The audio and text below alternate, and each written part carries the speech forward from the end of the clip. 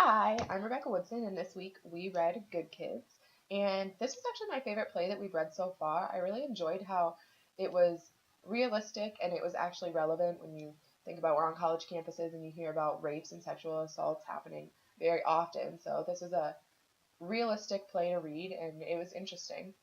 Um, I found a couple points memorable. One of them was when Deirdre told her story about how she was kind of in Chloe's position previously. However, she had been in a drunk driving accident, and it was an emotional time, and it was interesting to see, and it was a nice way for the play to easily put in that like this isn't something that only happens once, like it happens all the time. Another part that I also found fascinating was how some of the people that were involved and even people that weren't involved didn't see what the boys did as sexual assault.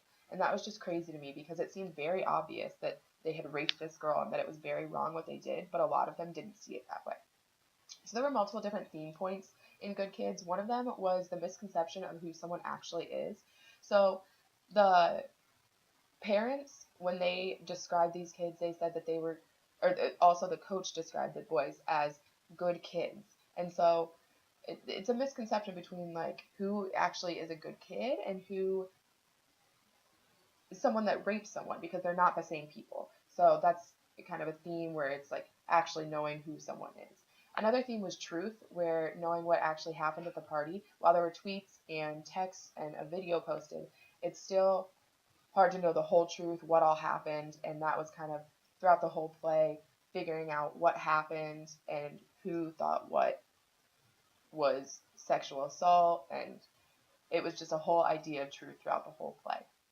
Another theme was that it's impossible to delete something. So even though the boys thought that they could delete text messages and Twitter posts and the video, people like Deirdre could still pull them up, and you can't delete what happened to someone. So Chloe will always live with that for the rest of her life.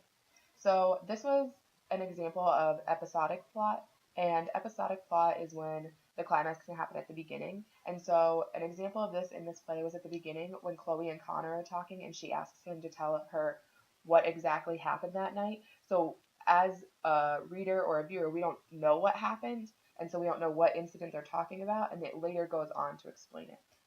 Another example of this is when Chloe is talking to Connor in the backyard before she was sexually assaulted and before she got too drunk, and she doesn't remember anything after that. So this is one of the last things that she remembers, and so this is a scene where we don't know how she got to the party or who she knew there in order to get there. Another instance is where Amber and Chloe had their confrontation inside, and this was shown after we had already seen Chloe go outside after Connor, so it was kind of in a jumbled order.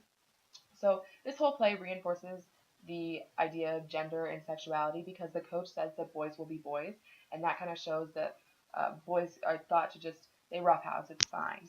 And so I think the whole idea of this play was to bring up the idea of how does this actually happen and how do people go from being good kids to these kind of kids.